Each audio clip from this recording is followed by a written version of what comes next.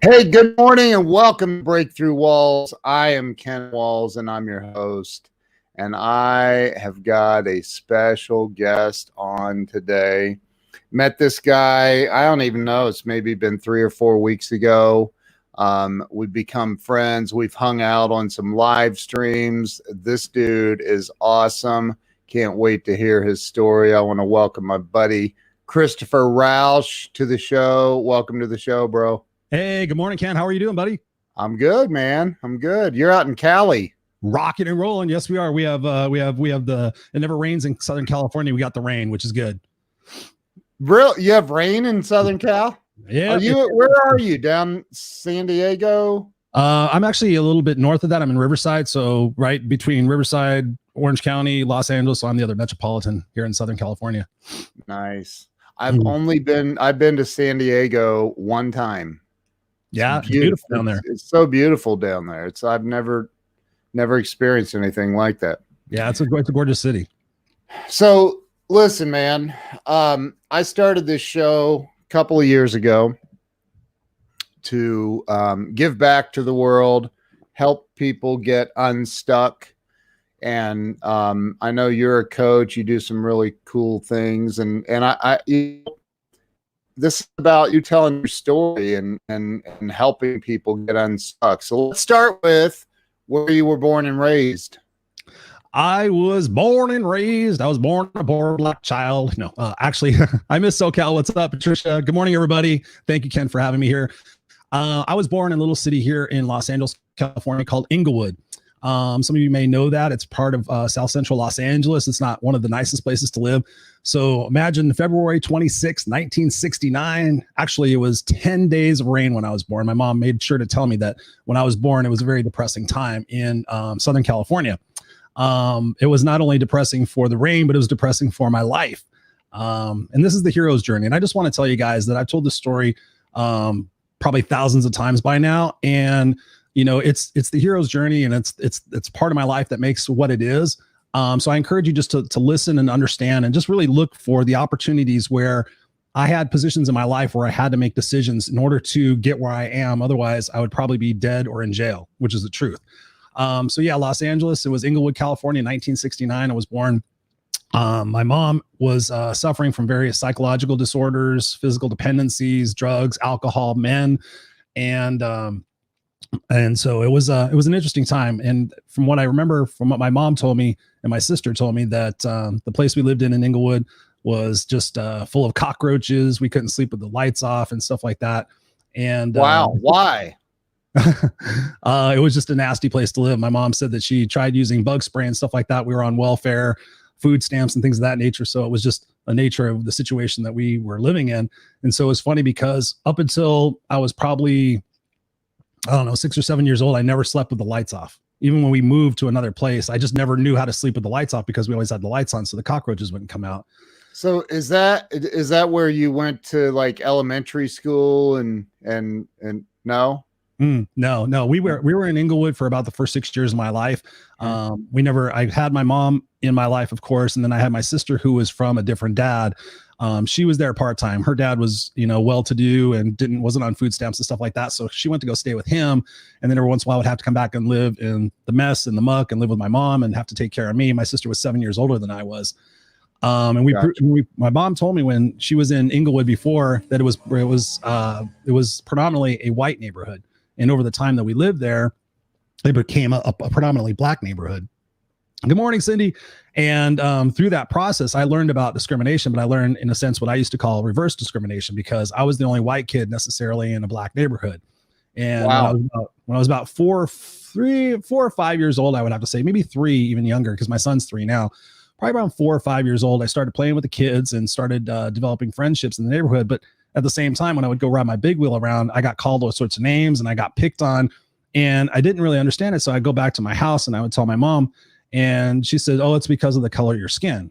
And I'm like, you're trying to explain that to a 4 or 5 year old. I'm like, I don't know. I just know that people look different and everybody's cool. But I progressively started getting more and more picked on. They started trying to steal my toys and stuff like that. So blessings to my mom. It's one of the few things that she did that was really, well, she did a lot of good things in my life, I should say. But we wound up having to leave Inglewood because it just got so bad. She was trying to put me into school and it just wasn't working. And I just didn't understand. It was part of the problem early on in my life. I tell people that I was somewhat rejected by my mom because she really didn't want to be a mom. She said later on in life, she told me, she goes, I was actually going to put you up for adoption. And I was like, wow.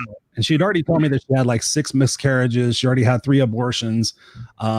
And so when I started asking her a little bit about my life, I said, well, why didn't you put me up for adoption? And she said, they said, I gave birth to you. And the nurse said, do you want to see him? And she goes, I was like, kind of like, no. She goes, but yeah, go ahead, let me see him. And she said that they placed me on her chest. And she just looked at me and she was just like, oh crap. She goes, it's just you and me, kid. Because again, my sister was in and out of the story quite a bit. Wow. And so yeah, I got I don't know if it was a blessing or a curse. I think everything happens for a reason. I know everything happens for a reason. But she did tell me later in life, she said, I really shouldn't have been a mother. Was your sister, did you say she was older than you or younger than you? Yeah, she's older than me. She's 7 years older than me. I don't speak to her anymore though. Wow. So you and you said at 6 or 7 is when you moved out of Englewood? It was actually about 5 or 6, about 1975, 1976. So it was a situation where my mom was admitted to, she said she self-admitted herself to a psychiatric ward. So for a month of my life before that happened, I had to go stay with her boyfriend's parents, which was very awkward. I still remember that. Wow. Yeah, there was no other place for me to go. I couldn't go with my sister's dad because he hated her. My biological father was already married with another family, and coincidentally, his wife was pregnant at the same time as my mom was pregnant with me. So I still have brothers and sisters out there on his side of the family. But we can get to that story later. Yeah. So yeah, it just became crazy. My mom met this guy and her boyfriend, who I went to stay with his parents and everything, and she got released from the hospital. And it was just getting bad because we were the only white people in the neighborhood. So we moved to Anaheim, which is in Orange County. And he came to live with us. My sister was coming to live with us. We were living in a 4-bedroom house. And for the first time in my life, I was like, oh, wow, we're going to have a family. Because I saw other people having families. And I was like, okay, we don't have family. We don't sit down and have dinner. My sister's mostly taking care of me. My mom's constantly gone. And if I'm with my mom, I'm on the Los Angeles buses constantly. I mean, she drugged me every single place. I didn't have daycare and all that other stuff. So it was pretty crazy. But the good thing about my childhood, Ken, is that it really introduced me to music, and it introduced me to a method of being able to self-soothe. So I still have all my mom's phonograph records. And so whenever I get sad or anything, I can go put on Simon and Garfunkel. I could go put on Neil Diamond. I could go put on Creedence Clearwater Revival. And I remember as a little boy, just sitting there staring at the record spinning and looking at the graphics of the album covers and be kind of like, okay, let me get lost in this. So at least I was introduced to that. Wow. So, Led Zeppelin. She didn't have Led Zeppelin, oddly enough. No? She was never into Led Zeppelin. No, it was more like Joan Baez, Joni Mitchell, more of the folk rock, James Taylor. Yeah. What's crazy about that, Ken, is that I became a metalhead pretty early on in life. I listened to Van Halen, AC/DC, Kiss. And it wasn't until my mom, after she turned 50, she became a huge metalhead. I mean, she met Ozzy Osbourne. She loved Korn. She flipped a switch and she became mad about heavy metal. So for a period of our life, way down the road, we actually became pretty good friends for a minute. So here's, so you said AC/DC, Van Halen, that's Kiss. Heavy metal back then. We're the same age. I may be a little bit older than you, but like, what is the new Five Finger Death Punch and these crazy heavy metal bands today? Like, I can't even keep up with some of it, but yeah. So you, so where were you when you started, school? Anaheim? Yeah. So technically I did go to school for a minute in Englewood, but it just didn't happen. I was just walking through the halls and I remember getting pushed and punched and stuff like that. So yeah, the first time I did go to daycare. I went to preschool for a minute in Torrance, I think it was. Okay. So I did do that for a second. But yeah, first grade was my first introduction into school, and boy, that was a shit show. Yeah. So you, when you ended up going to, I guess it was elementary, all of that, was that all in Anaheim? Is that where you went to school most of your life or all of your life? Yeah, it was pretty much from the time when I was 6 years old till the time I was about 13. So we lived in Anaheim Okay. during that period of time, and that was a very interesting point in my life. There was a lot of physical abuse, a lot of mental abuse, a lot of fighting between my mom and her boyfriend, a lot of fighting between my mom and my sister. My sister ultimately left to live with her dad permanently when I was 9 years old. So it was just basically her boyfriend left and my sister left, and it was just me and the crazy mom and me trying to keep her in check. So it was a pretty significant point in my time. My stepfather loosely termed. He threw a screwdriver at my head one time and almost killed me. Fortunately, I was fast. Wow. All because I was sitting in his recliner chair when he got home and he wanted to watch the news and I was watching a cartoon. And yeah, so I was the first kid. This is funny. I was the first kid on my block that had a black and white television in his room. This is how old I am. Well, how old we are. So it was, my mom pissed him off and went and bought this $100 or something like that, black and white TV, so I could have a TV in my room. But then again, it just isolated me further. So I was like, okay, here I am. I come home from school. I'm a latchkey kid. I sit on the front doorstep for 3 or 4 hours, 5 hours sometimes, waiting for her to get home. Then I would go into my room and stay there. Wow, dude. So how did you do? 30 cats and 4 dogs. Huh? 30 cats and 4 dogs lived with us. No way. That wasn't even Inglewood too. Yeah. Yeah. My mom 30 was a huge cats. Yeah. Sometimes probably more. My mom was a cat freak. The hierarchy in the world was my mom, cigarettes, booze, the cats, the dog, and then whoever else. I mean, that's the God's honest truth. Yeah. That's the way I lived most of my life with her. So how did you do in school? How's your academia? Well, considering I was called stupid for as long as I could remember, it wasn't very good. I didn't fit in. My mom was socially awkward. She was brilliant. She was completely brilliant, brain smart. I mean, it was like, an inspired mind. What do you want to call it? I mean, brain smart, book smart, brilliant, people smart, stupid as the day is long. So I didn't grow up with any social skills. I didn't know how to interact with people. I mean, if you think about just the story I've told so far, and there's so many stories in between it, I was an awkward person. I didn't know, I didn't trust anybody. I didn't know if anybody was going to hit me. I didn't know, it was because of the way I looked, the way I acted, whatever it was. So it was awkward. And I tell people that because I joined elementary school in the first grade, a lot of kids had joined in kindergarten. So they actually formed relationships early on. So here I come into the first grade. I really don't know how to talk to people. I don't know how to interact with people. I don't know how to play sports. I think I'm stupid. It was a pretty messed up situation, but I mean, I did my best to try to get through it. But elementary school, up until a point where I had to drop out of school, it was pretty painful. I mean, I tried, and there was moments of clarity and where I kind of fit in. But just to give you an example, there was a time where I can't remember which grade it was. I'm really bad at time, but I remember that I was trying to fit in. I think I found this group of guys where they weren't the jocks, they weren't the most popular, but they weren't, the nerds that got picked on by everybody. I was just trying to find a place to fit. And these kids huddled up at recess one day and they said, "Oh, we're going to play baseball," or something like that. Baseball, softball, kickball, one of those things. And they said, "What position do you play?" And I didn't have a dad. I never watched sports. And the only thing I'd seen on TV was sometimes they're playing baseball. And I said, "Okay, I play batter." And this is the God's honest truth. And there was like 5 or 6 kids there. And they're like, no, what position do you play? And I didn't know about shortstop, left field, right field. I just knew that there was a guy that went up there and hit the ball. I want to be that guy. And the kids started howling and laughing at me. And I was just like, okay, well, this is cool.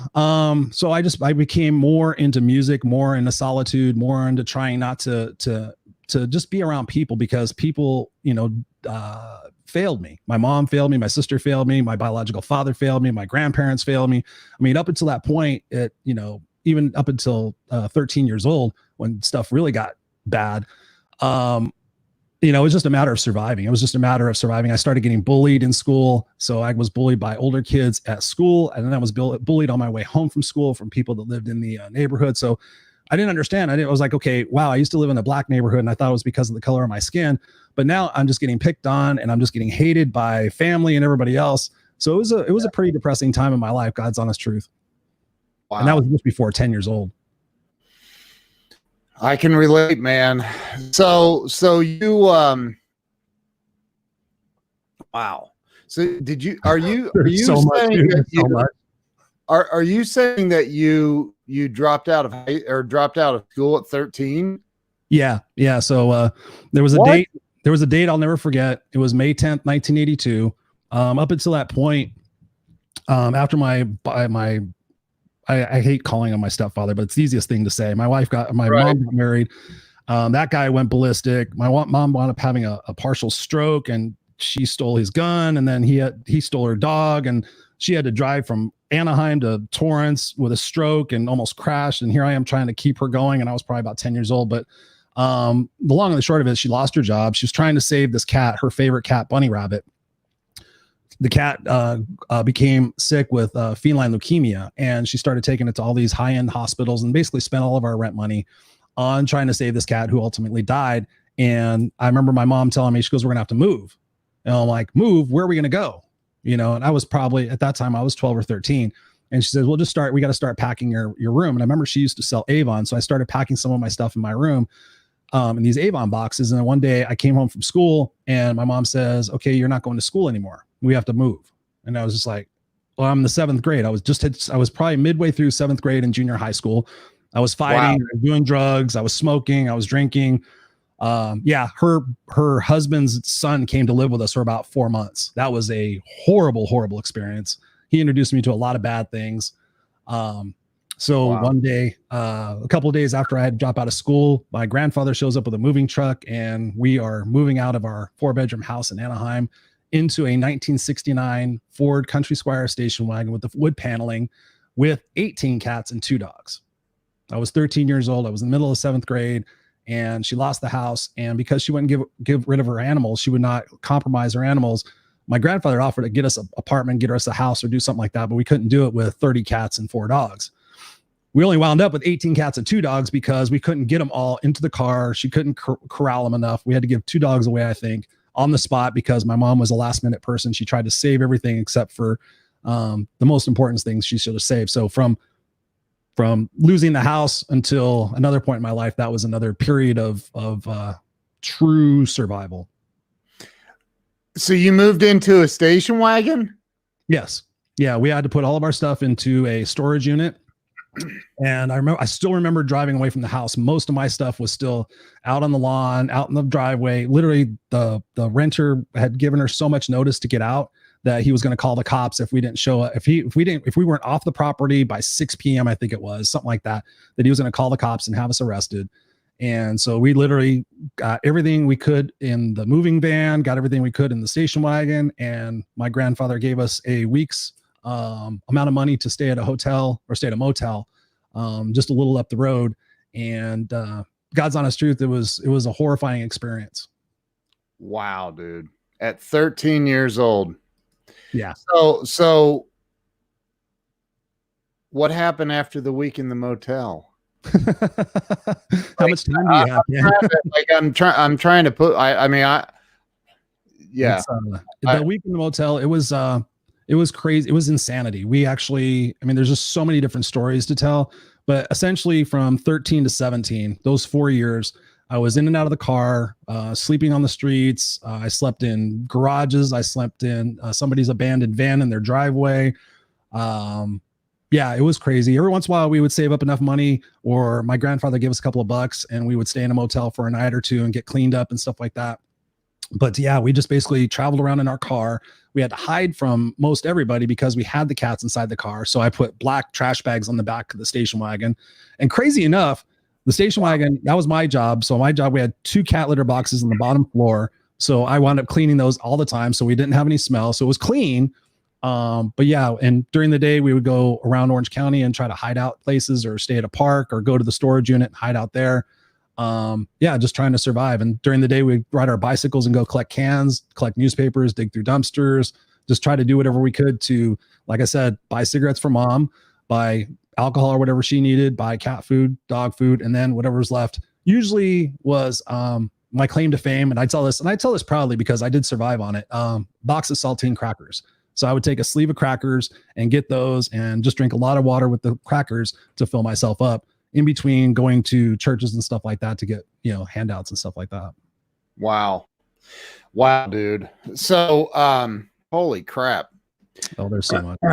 So you, wow. Good morning. Let me ask you a question. Do you own a cat? Do you have a cat? Yes, I do. Actually, at one point I had 5 cats. I have 2 cats now and 1 dog. Yeah, I would think it'd be like, I am so over cats. I'm never owning another cat again. It was never the cat's fault. That's the way I look at it. It was my mom. Right. My mom was basically, she used to say that she was 4 years old. And I never, ever understood it until after she passed away, after doing a lot of deep-seated child psychology research for my coaching and just trying to understand where it is that we get messed up. There's a point in our life that we get messed up. And usually it's between 0 and 5. And I've determined that. So I kept wondering why my mom would be, 40 years old saying, I'm 4 years old. And I'm like, no, Mom, you're a grown woman. Get your head out of here. You know what? And let's get going. You're a smart, brilliant person. And, she was cleaning the grounds at the motel and she became an informant for the police department. She ran drugs for this guy named Jesse Anzaldua at the motel. Meanwhile, she was trying to play informant with the cops. And here I was going to work at Carl's Jr. during the day. I was 14 years old going to work at Carl's Jr. without a work permit. I pretended I was 16. And then after that, I was doing telemarketing at night, all to kind of like bring in a little bit of money so we could stay in a motel every once in a while. In between, drugs, alcohol, tried to commit suicide twice. Unfortunately, I sucked at it. It's a made for TV movie. Actually, I have a friend of mine that wants to do a screenplay on it. He's just like, dude, there's so many twists and turns in your life. And I don't share that for a feel sorry for me kind of thing, because everything that I went through has made me the man I am today. And I'm proud of who I am today. And I'm so thankful that I went through it. And I'm so thankful that I made the right decisions at the right moments. And I just trusted myself to succeed and to get through it and make some really honestly life-changing decisions that hurt me tremendously, but was the best for me. What were you selling at 14 years old doing telemarketing? Is that an odd question? No, I sold roofing appointments. I worked for a place called Ambercon. So I sold roofing appointments. I sold supplements. I sold phone services. I think at one time I sold solar hot water heating. I sold, I probably had like 15 telemarketing jobs in my life. It was just, sometimes I would work 2 telemarketing jobs, one in the morning, one at night.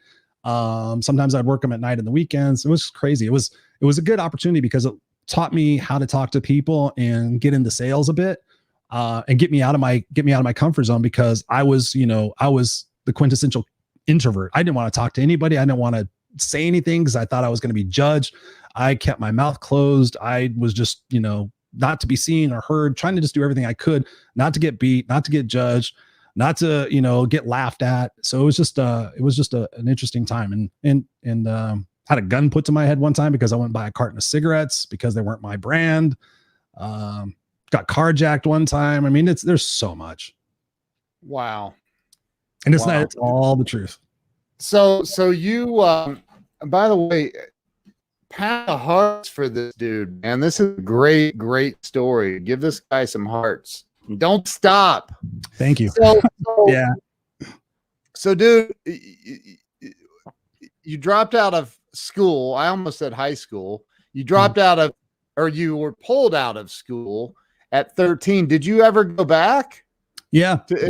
Actually, did you?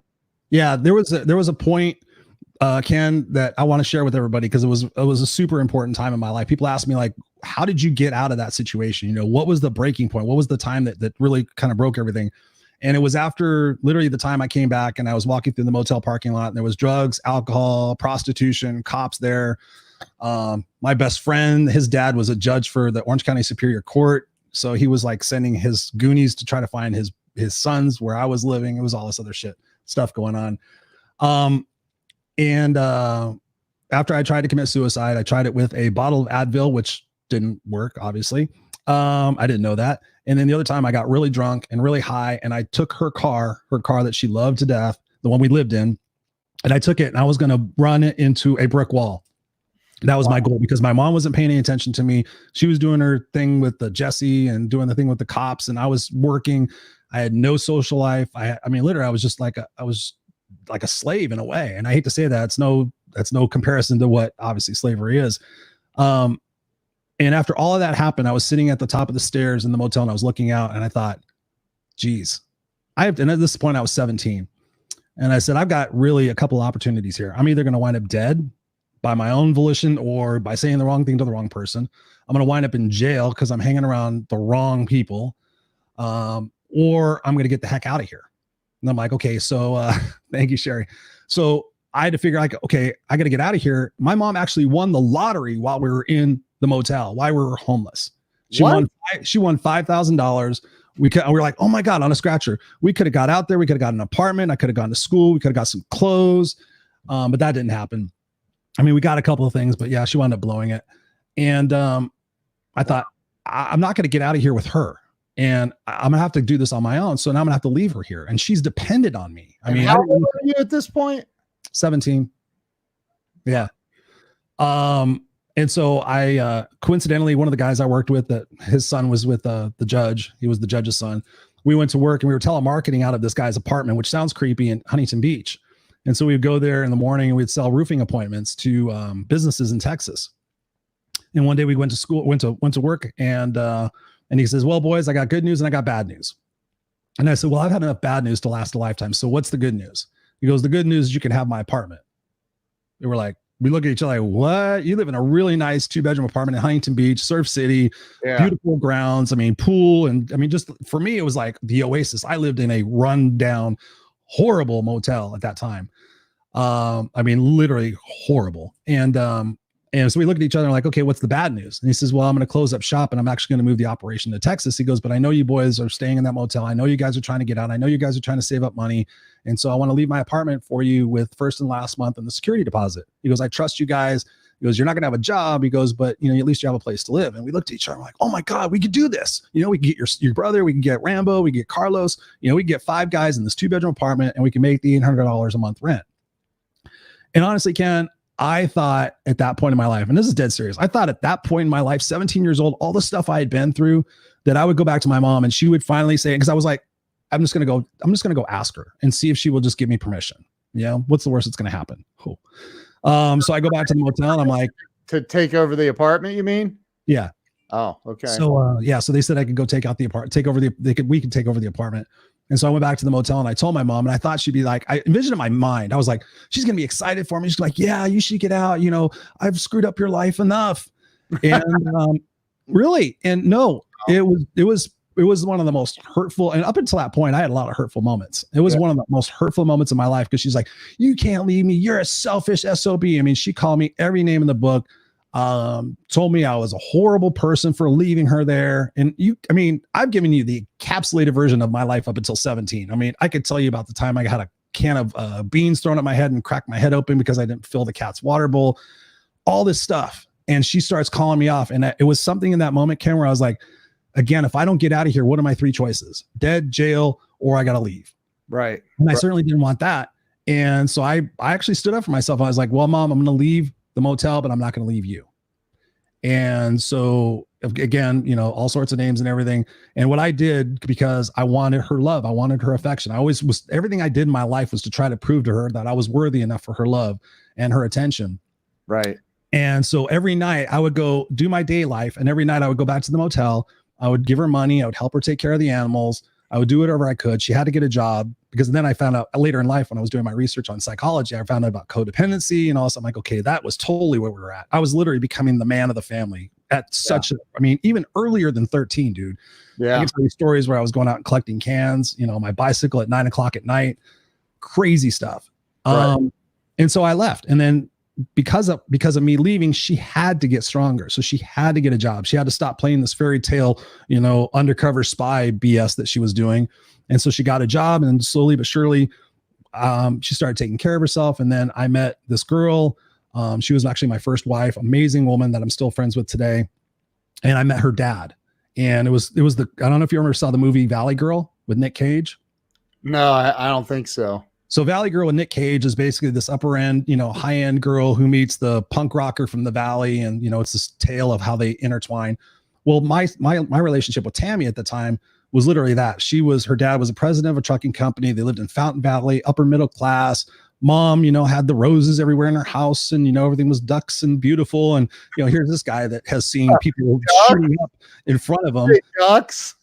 Oh yeah. She had the whole, it was like, I want to say Mary Poppins. It was very pretty. It was just all really super nice. Yeah. And then she says, you know, she and I started dating. I had really long hair. I smoked cigarettes. I drank, smoked pot. And here I was, 17 years old. She was in high school. She was beautiful, popular, you know, it was just, and then she says, you know, I want you to meet my parents. And and so I met her parents, and it was the God's honest truth. Ken, Bill White was her dad's name. He was so fundamental in my life in getting me to see things differently. And he says, why don't you consider going back to school? And I started laughing. I said, dude, I've been out of school since I was 13. I said, I can't go back to high school. I don't want to go back to high school. I heard about all that stuff. I would have probably gotten my butt kicked or been in jail or fighting or kicked out or something like that. I was going down a really bad path at that point because I started just rebelling against everything and realizing that I was strong enough and smart enough and supposedly smart enough. And he says, well, you can go back and get a GED. And I said, what the heck's a GED? And he says, a general equivalency diploma. He goes, you go back. What they do is they test you and see where you're at, brain smarts and everything. And then they'll give you teaching to get you up to where you need to do to pass the test. And right. I told him, and I didn't tell him this because I was trying to, win the heart of his parents or her parents and her. But I didn't have the heart to tell him that I was called stupid my entire life, that literally I did not know that I had the capacity to excel in anything. But because I latched on to this love and this normalcy, like a magnet, it was like, okay, I'm going to do everything I can to have this kind of life. I want to be around these kind of people. I don't want to go back to that other stuff. I don't want to go back and see the inside of a jail or anything like that, which I had never did. And so I did what he said. And I called up Wintersburg High School in Huntington Beach, California. And I went down there and took the test. And I was shocked that I did. I think I only had to make up like 6 weeks. I had to do six weeks of modules and got my GED. And I went back to him and I'm like, look, I got my GED. And he's like, all right, Chris, what about college? I'm like, dude, you don't understand. I work 2 jobs. I live with 5 guys. We eat Wish sandwiches every night. Literally, my friend would take $3 that we could scrap between us and get a head of lettuce and some ketchup and bread. And we had these sandwiches. I mean, it was crazy. I'm like, you want me to go to college? Where am I going to do that? And he's like, right. Well, let me see if I can help you. So he really saw something in me and he taught me so much. So I went down to Golden West College in Huntington Beach. And I remember I was scared to death. I looked at that campus. I'm like, how am I going to do this? I'm a fraud. I don't know anything. I don't know how to be around people. I'm just figuring this all out. I'm just finally getting exposed to people who are normal. Right. So again, just one foot in front of the other, went to the college admission campus and said, hey, I want to go to school. And they said, okay, where are your transcripts and blah, where'd you go to school? And I'm like, well, here's my story. And they're just like, oh my God. And my first class was an interpersonal communications class, which was phenomenal. And I'm happy to say after another 10 years of school that I graduated with my master's degree in organizational management. I got my bachelor's degree. I wound up getting married to that girl and we were together for 5 years. A lot happened in between all that. It was, but Bill taught me to believe in myself, and he is the reason why. I shouldn't say he's the reason, but he is a significant factor in the reason why I'm where I'm at today. And that's why I pay it forward and pay it back to kids, because I want them to know that there's somebody in their life that believes in them too. Wow, dude. Wow. So you, that's so much. Hey man, you stop going to school at 13 years old and you end up with a master's degree, a GED, then bachelor's, and then master's degree. Yeah, I did associate. It took me 5 years to get my associate's degree, working 2 jobs. Wow. And then I got my bachelor's degree, went to University of Phoenix, I did the accelerated courses there. So it was the 18 weeks and 9 weeks. So I would do accelerated courses in there while I was working my full-time job. While I was doing my bachelor's or my master's degree, that's all I did was work, school, study group, exercise. And I would see my girlfriend 1 day a week. I did that for, from 1994 to 2000. That's incredible, dude. All I did was just work and school. So, a lot of people that have been through, I mean, let's face it, we've all been through stuff in life, man, that's tough. And they always say, I don't know if you can relate to this, but I always heard, God will never give you more than you can handle. And I thought, I wish you did sometimes highly of me. Yeah, I know. You've been through a lot. I've read your book. And by the way, guys, if you have not read Ken's book, that is a phenomenal story too. I mean, we're both 2 huge survivors and passionate people that want to help the world. So if you have not read his book, please go read his book as well. But yeah, this isn't about me. This is about you, dude. Thank you for that. But listen, man, I think that what you've done Bob Donnell, I love this dude right here, man. He's Thanks, such Bob. a good Thank you dude. guys, everybody. So, you got your master's degree. What year was that you got that? 2000. So in 2000, I got my master's degree, and then the year after that, I bought my first house. That was my whole goal while I was homeless. Was like I remember this vividly, sleeping on the back seat of that station wagon, the vinyl seat. I remember just being scared. I remember actually being raining. It's funny enough that it's raining out. And just saying that I just want a house. I just want a place that nobody can take away from me, a place I can go where nobody's going to judge me, nobody's going to beat me, nobody's going to do anything. I just want my own spot. And that was my whole focus throughout everything. And then in 2001, through the urging of my boss at the time, she's like, you should try to buy a house. You should try to buy a house. I'm like, I can't afford a house. Are you crazy? And so I came out here to Riverside. I lived in Orange County. I lived there near the beach in an apartment. And so then I bought my first house in 2001, and it was like, I got my master's degree, I got a house. And that's when things started really taking off as far as being able to contribute back to society. Wow. So you got a house. Where were you working? Oh yeah. Yep. Yeah, I had my full-time job. Okay. Which was what? At that time, I started off as an export documentation specialist for a company called Patty. And then just through 26 years of hard labor, I wound up leaving there last November as the director of operations. So I'd stayed there 26 years, rose up through the ranks, became a manager when they told me I couldn't become a manager. I had so many people who were like, Chris, you don't have what it takes to be a manager. You don't have the people skills. You don't have the relationship skills. And again, I didn't. I mean, think about where I came from. So what did I do? I started reading a ton of books, cassette tapes. I would go to the library. I tell people I would go to the library and get Les Brown cassette tapes, Zig Ziglar cassette tapes, Tony Robbins cassette tapes, all these cassette tapes. And people were like, what are you doing? And I would do that in between. I was doing my schoolwork. And I was like, okay, if you don't think I can manage people, then I'm going to do everything in my power to learn what it takes to manage people. I read, I'm drawing a blank, famous CEO. It doesn't matter. I read his story. I read autobiographies, read about past presidents, started learning about Abraham Lincoln and his leadership skills, and proved him wrong. And then one day I went in my boss's office and I said, I want to become a supervisor. And she said, thank you. She told me I didn't have what it takes. And I said, give me a year.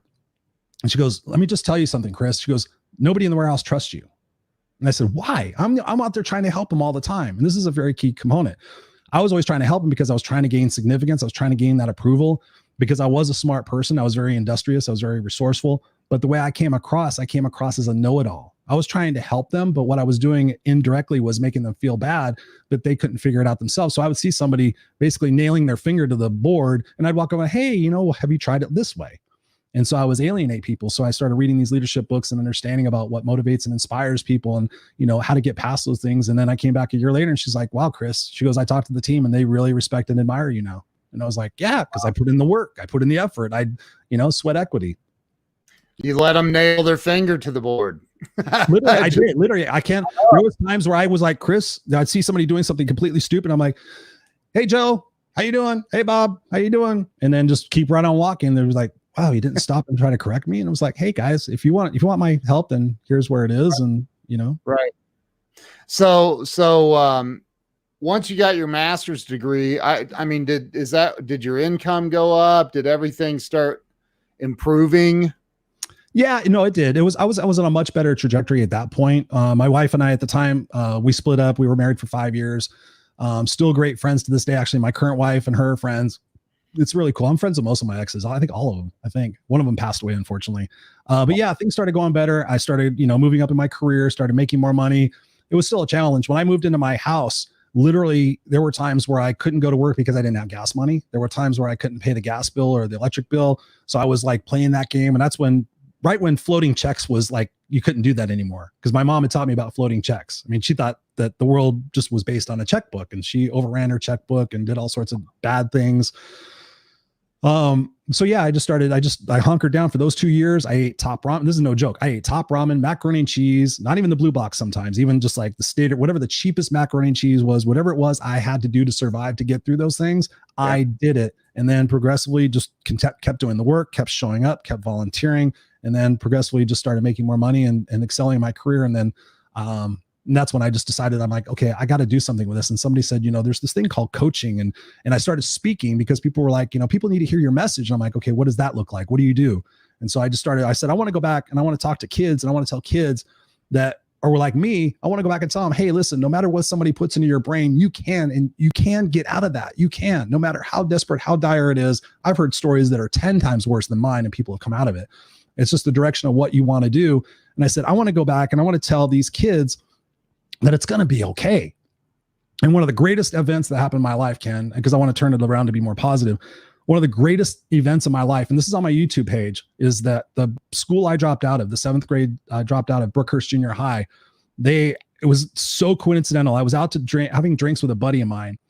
And I said, one of the greatest things in my life would be to go back to that school I dropped out of and let them know where I wound up. And swear to God, he goes, well, what school did you go to? And I said, Brookhurst Junior High in Anaheim. And he goes, my wife is a gym teacher there. And I'm like, no way. He's like, way, wow. No way. And so he says, let me talk to her. And I said, cool. And long and the short of it was, like 3 or 4 days later, maybe a week later, principal heard my story and says, yes. So I got to go back to the school I dropped out of. It was so cool. I remember it like it was yesterday. I have so many pictures. Walking into the gymnasium, I just get chills. I get chills. Ugh. Walking in the gymnasium, and I was just like, I swear to God, it's no joke. It was just so cool. And seeing the 7th and 8th grade class come in. And here's the thing, Ken, because you keep saying like, you were only this old. I didn't know how young I was until I saw those kids. I was like, I saw these, I still get chills. God. I'm like, wait a minute. I was your age when I was like digging through dumpsters and supporting my mom and doing all this stuff. It blew my socks off. I just stood there and went, wow. So I got to speak to the 7th and 8th grade class that day. I got to tell my story, and I just got to connect with them and say, listen, guys, I know you're probably in situations like this. Please do not ever give up on yourself, but you're going to have to make tough choices. If I would not have made that tough choice to leave my mom in that situation, I probably would have been dead or in jail or God knows what. So it was just a beautiful experience. That's incredible, dude. First, 2 things. Number 1, Top Ramen gets a bad rap, man. I love Top Ramen. Number 2, especially with a little extra seasoning. You put a little extra seasoning. You could throw some cheese in there. It's Top Ramen. Yeah. So, matter of fact, I'm gonna go get some today. So I've inspired the Top Ramen. So if you could, 1 year after you dropped out of school, so let's say you're 14 years old. If you could go back to your 14-year-old self and give him some words of advice or wisdom, or what would you say to your 14-year-old self? Honestly, it's the same thing I say to everybody else. And I say to myself still, never, ever give up. Never, ever give up. You are worth more than the people who fill your brain full of scarcity and fear. You are worth more than what you believe you are. Sometimes you have to believe in what other people believe in you to make it and to succeed. I've been helping people that recently. I'm like, sometimes you just have to go on the faith that other people have in you, and you just have to understand that. That's what I had to do with Bill. I didn't understand what it was or anything. And it was such a beautiful experience being with him, because we became really, really close. He became the one father figure in my life aside from my grandfather. He believed in me, but I would go back and tell my 14-year-old self, don't ever give up, no matter how hard it gets, because there's actually, I keep this graphic on my desk all the time. It's one of my favorite graphics. Yep. I keep it in front of me at all times. It's like, you never know where you're going to be.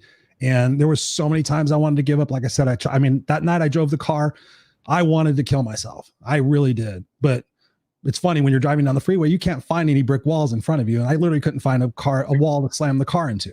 And I just wound up, miraculously, I wound up driving the 5 freeway to the 605. You wouldn't know this. I did this big, probably 40-mile loop in the station wagon. I don't even know if it had gas. I mean, obviously it had gas in it. But literally I was like, I can't kill myself. So I just better drive the car home before I get in trouble, back to the motel. She never even knew I was gone. Wow. Never knew I was gone. So you said that your mother ended up passing away. Was that recently, or? It was 8 years ago. Wow. And Yeah. were you on good terms with her at the time? And Yeah. No, that's an important part of the story is also, Ken, is that my mom, as much as she was a part of my situation that caused me to have to go through a lot of stuff in my life, yeah, she was also an inspiration. That woman never gave up. And so she was the last, this is no joke, she was the last person living in that motel, the Siesta 7 motel in Anaheim, California.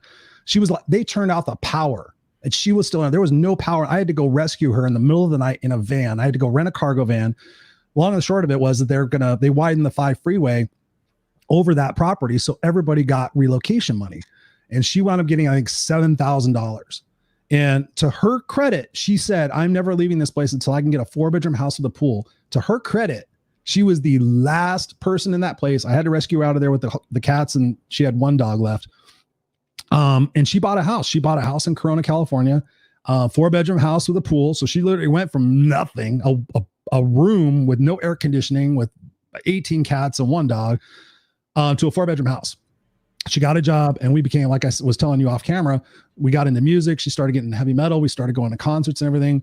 But when I was a kid, Ken, she smoked cigarettes. And I remember her being in school, it was when the big no smoking campaigns were on. And I would go home and I'd ask her, like, Mom, can you please quit smoking? Can you please quit smoking? And she would tell me emphatically, she would say, F off, F off. This is my body. This is my life. This has nothing to do with you. Don't tell me what to do. I mean, every time I would bring it up, she would just get voracious and just get mad. And then it was, I'm so bad at years, but it was 2 years before she passed away. She started having problems. She had to go into the hospital. She got bit by her dog. She got an abscess. She wound up having surgeries. Things started going crazy. They found out she had lung cancer. And so they did a needle biopsy. They said she has lung cancer. She wound up having to have her leg amputated because she had, I learned so much about the body. So basically she had peripheral arterial disease. So she had to have her leg amputated. I have pictures of her leg where it looked like it was barbecued. She would not give up. I mean, it was horrendous. So I had to convince her to have her leg amputated at UCI Medical Center. Went through all that with her, got her rehabilitated, was going to get her a prosthetic leg. She wouldn't quit smoking. And it just kind of went down from there. So, and I used to tell her, I'm like, wow, Mom, when I was a kid, I used to beg you not to smoke. And you used to tell me it was none of my business and da-da-da. But who's here? Who has to go through all these medical appointments? Who has to watch you get your leg amputated? Who has to watch you, sit in your trailer? She lost her house again. I bought her a trailer to live in there. I mean, just a horrible situation. And I was with her. I went through all the different operations. She had a tumor, her cancer metastasized to her back. She had a tumor on her back. it was like huge. And I finally got her to go get that taken off and was in the hospital with her and all that other stuff. But yeah, I was with her. I was by her bedside when she passed away. I held her hand and caressed her forehead. We hugged, but we never said I love you much, or we would say love you, but not I love you. And I remember just sitting there, I got the call from the place and they said, your mom's probably not going to make it through the night. And coincidentally, we were moving into this house at the time because she wanted to come live with us. But I'm like, no, you're not going to come live with us. There was too many other issues going on. But yeah, I was with her and I held her hand. I said, Mom, it's going to be okay. Mom, it's going to be okay. And then she passed at 1:30 in the morning. 1:33 in the morning. The crazy thing, Ken, here's the beautiful part of it. Her entire life was filled with pain, struggle, all because of her own worst. She was her own worst enemy. And the God's honest truth, Ken, is I walked outside after she passed and I knew she took her last breath. And I went outside and we were literally going to be moving houses like in 4 hours. And I stood out there and I'm like, wow. And it was on this hill above my house. So I could kind of see the city of Riverside, and it started pouring rain. It was July 31st, 2011, I believe. And it started pouring rain. And I'm like, that is symbolic of her pain getting released. And wow. We went through the day. I didn't tell my friends until later on. I'm like, I told my wife, I said, I don't want to tell them that my mom just died. I don't want to bring everybody down. So yeah, we moved in the rain, and then people were kind of like, wow, Chris, you don't seem the same. And I could pretty much fake it. And I just said, listen, I don't want to lie to you guys. And I pulled everybody together and I said, listen, my mom passed away a few hours ago. So I'm a little weirded out, just getting through. And my friends were awesome and we got moved. And I don't regret it. I was there with her, and I've learned to understand her a lot more because I dove into that psychology and I dove into where she got stuck and where she screwed herself over. And it's able to help me help other people go back to those times and give it a different meaning so they don't screw themselves up constantly. I usually say another word, but they could screw themselves over. So, dude, like, holy crap. That's the thing, man. You know, we all look back at our lives, and we all, you know, reflect on the past, and a lot of people stay stuck. You know, your mother saying that she was 4, you said she acted like she was 4. Mm-hmm. You know, She was stuck there mentally. I always look at it like, you know, something traumatic probably happened to her when she was 4 or whatever age, right? Mm-hmm. And so, you know, I try to see it from the perspective of, okay, something really jacked up happened to this person at a very whatever age, right? And now I believe, and I could be wrong, but I believe that it's a choice to stay there. Oh, absolutely. I believe it's a choice. And I also believe that people become so paralyzed by the fear of that trauma that they just stay. It's just more comfortable to stay there, to be a victim, to be whatever. Dude, I'm, you know, first off, I'm proud of you for what you've become and where you, dude, you came out of some crap, man. And I look at it like, you know, I've looked at my life. You read my book, and I'm like, you know, wow, it was tough, and there were a lot of tough parts. But dude, I don't know that I could have survived what you went through. Quite frankly, I mean, you went through a lot of stuff, and here you are, man, wearing a bandana, sporting a goatee.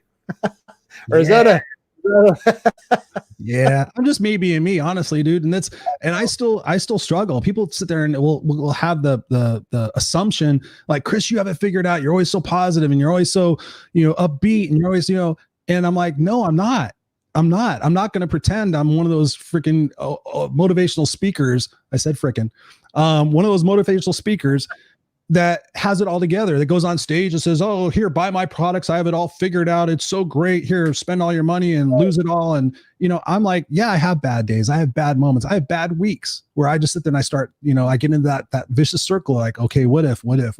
And then I just take my own advice. It's like, Chris, all you can do is be in the moments. All you can do is grow your brain. I'm constantly reading. I'm constantly listening to shows like yours, constantly enriching my brain. Otherwise I will get negative, and I can go down that rabbit hole. I was down that rabbit hole for 2 years, from 2015 to 2017, really, you know, in between trying to find, you know, we were going through failed IVF. We tried IVF, that failed. We tried conceiving naturally, that failed.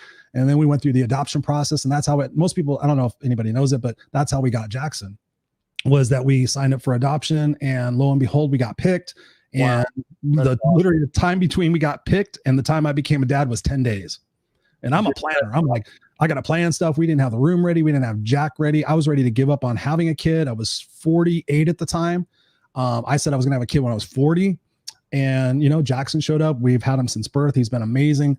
So yeah, you just have to show up, and you have to constantly keep going. You have to keep focused. You have to keep responsibility for your actions and your beliefs and what you are putting into your brain. If you're watching the news, guess what? That's what the result is going to be. Yep. Angst and anger and anxiety and what if, and trying to predict the world and assumptions. It's like, just focus on what it is that you can do in the moment and never give up. And you know, look, I and you said something a minute ago about, I'm not one of those motivational speakers that'll take all your money and say go broke. But here's the thing, man, and I hear what you're saying. However, I've bought many motivational speakers, many motivational speakers, courses and books and cassette programs and everything else.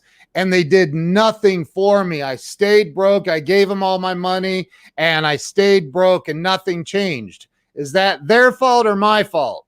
Oh, no, it's not their fault. It's 100% my fault, right? But about the incongruency of them. When the student is ready, the teacher appears. So when it's like Glenn Morshower was saying yesterday, I was in one of his acting classes, and he said, you know, talking about this book called Power versus Force, which is an amazing book. And he asked me, he said, do you like the book? And I said, oh, I love the book. I've read it twice. And he said this, he said, listen, and this is very, very true. And I knew this already, but I kind of had forgotten. And it said, You did not read that book. A previous version of you read that book, but now you've grown, you've become something different. So that book, when you read that book now, it could have a completely different meaning. And you may, in recovery, we call it removing the layers of the onion, right? The more that you go through something, the more layers are removed. So, dude, I think you are freaking unbelievable. What you've come through and where you are, man. Holy crap. Thanks. Unbelievable. Yeah, I'm no different than anybody else, but thank you. Yeah, I'm just, and just to clarify, I didn't mean that their products weren't motivational. I was just talking about the incongruency of a lot of the speakers that I met who come out on stage and say they're one thing, but behind stage, there's something completely different. That was the products. If you get the products, they're good. If you use them, yes, of course.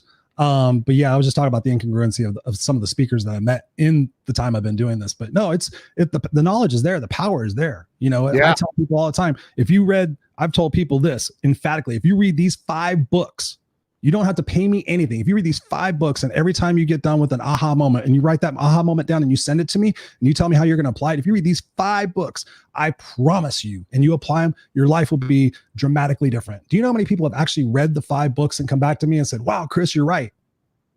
Probably 3. And I've done it thousands of times. I'm like, just go read these 5 books. I can even recite them off to you.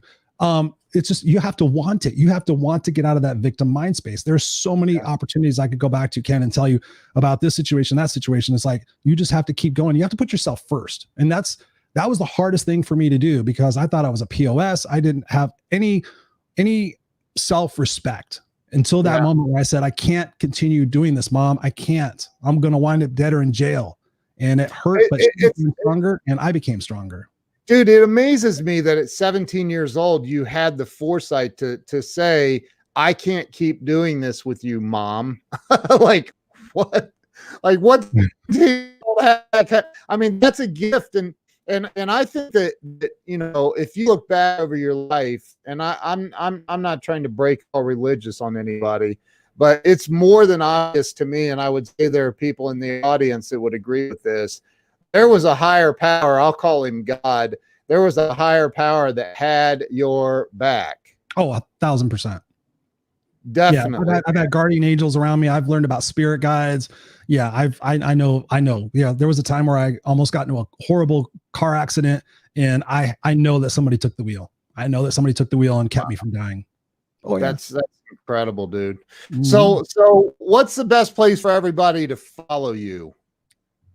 Simply ChristopherRausch.com, RAUSCH, ChristopherRausch.com. You go there. My social media is there. My YouTube's there. Would love to connect with everybody. I'm probably connected with a lot of people here, but I just want to thank you again, Ken, for the time and to be on here. It's such an honor and a privilege to get to know you and be in your group of people and meet all these fantastic people. I'm going to go back and read all these comments after this.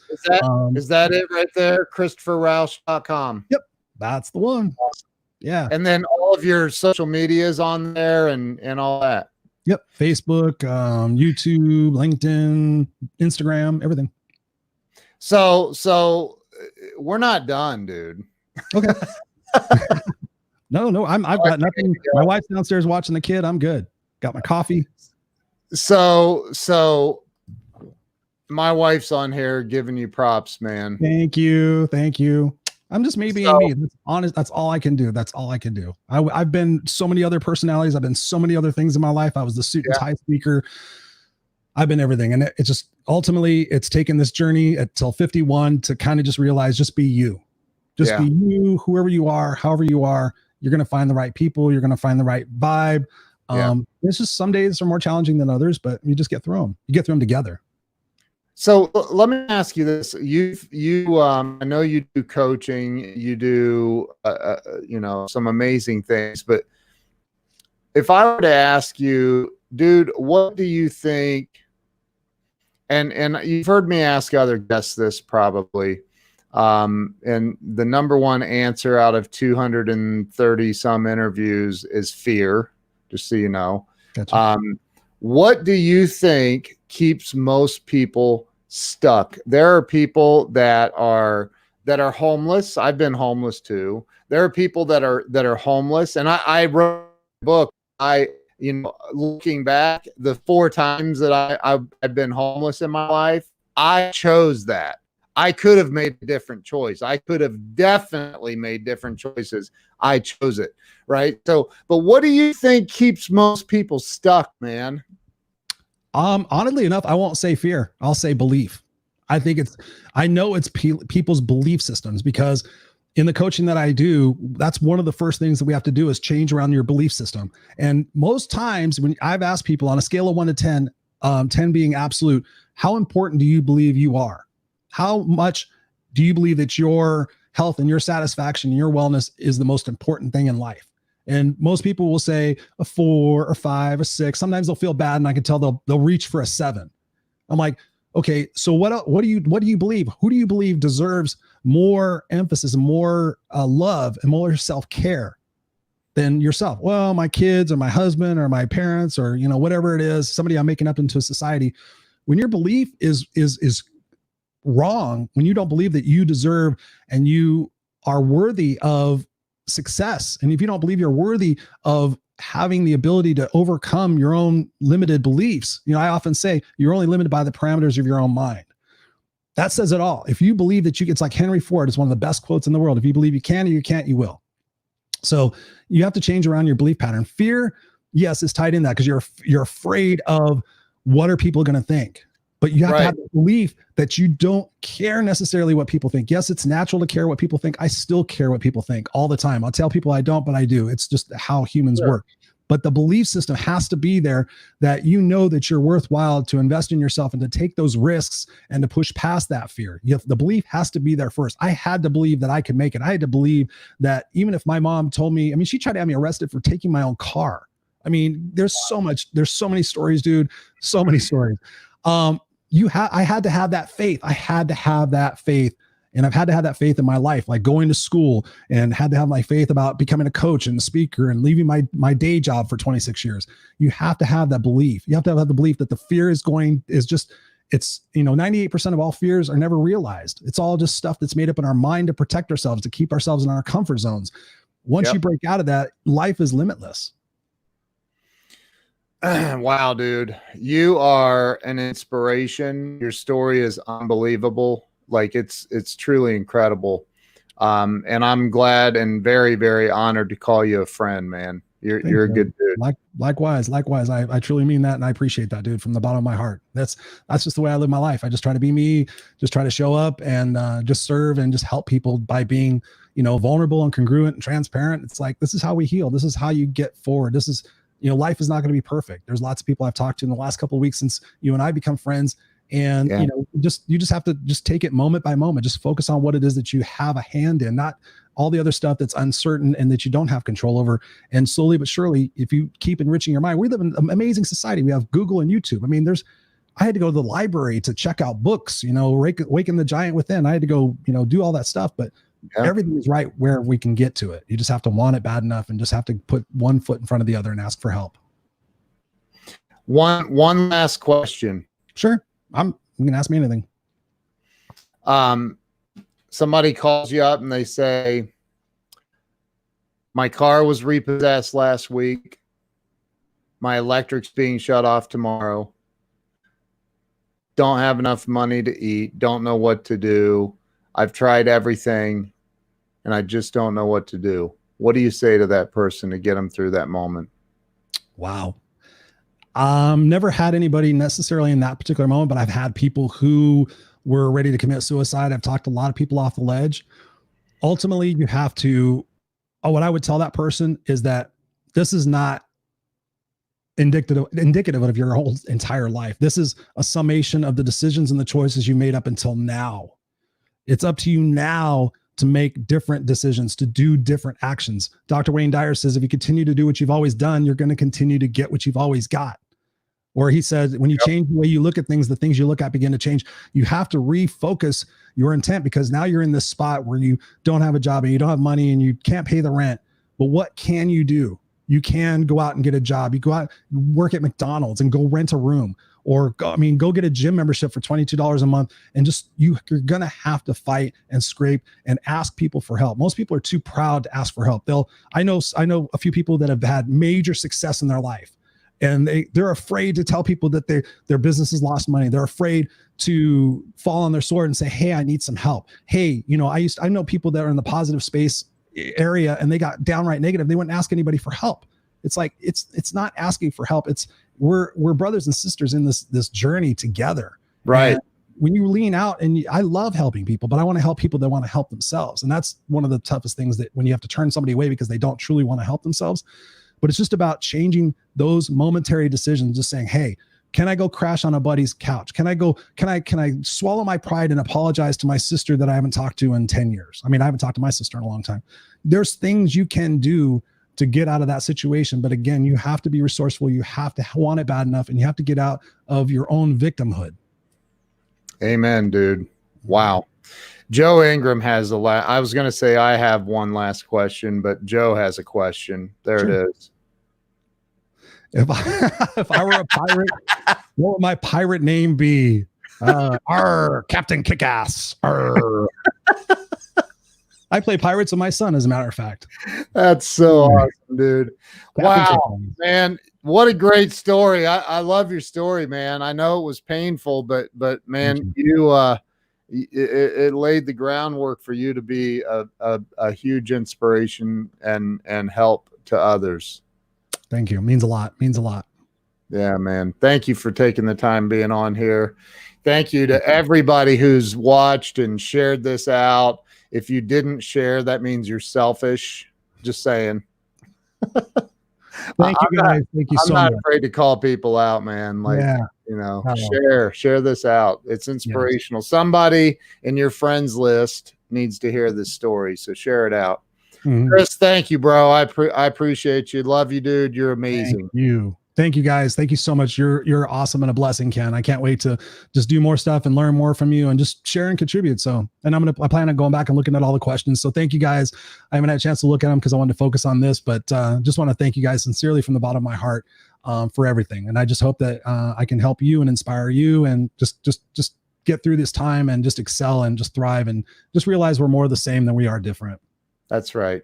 Thank you guys. Hang in there with me for a minute, Chris, if you would. And I'm going to end the broadcast. Thank you guys. Appreciate all of you. Thank you guys.